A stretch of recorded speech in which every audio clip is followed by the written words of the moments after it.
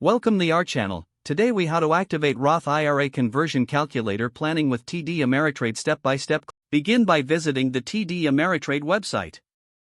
Log into your TD Ameritrade account using your credentials. Once logged in, navigate to the planning section of the website. In the planning section, look for the retirement category. Click on Roth IRA conversion calculator. The calculator will load on your screen. Take a moment to review the introductory information provided. Ensure you understand the factors influencing a Roth IRA conversion. Scroll down to the input fields required for the calculator. Start by entering your current age.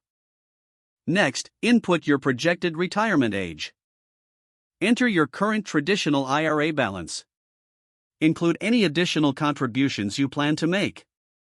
Add your current tax rate to the designated field.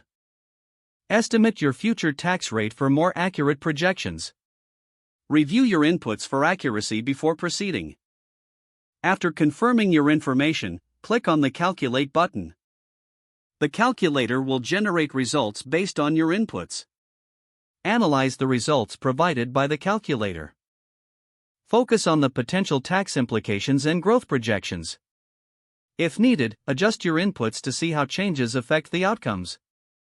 Use the insights gained to inform your Roth IRA conversion strategy. Consider discussing your findings with a financial advisor for personalized advice. If the page does not load, refresh the browser or try again in a private or incognito window. Make sure you are using the correct email address, then retype it carefully to avoid small typos. If your password is not accepted, use the reset option and create a new strong password you can remember. Check your spam folder for verification or security emails, then complete any requested confirmation steps. Enable two-factor authentication if available to improve account security and reduce unauthorized access risk.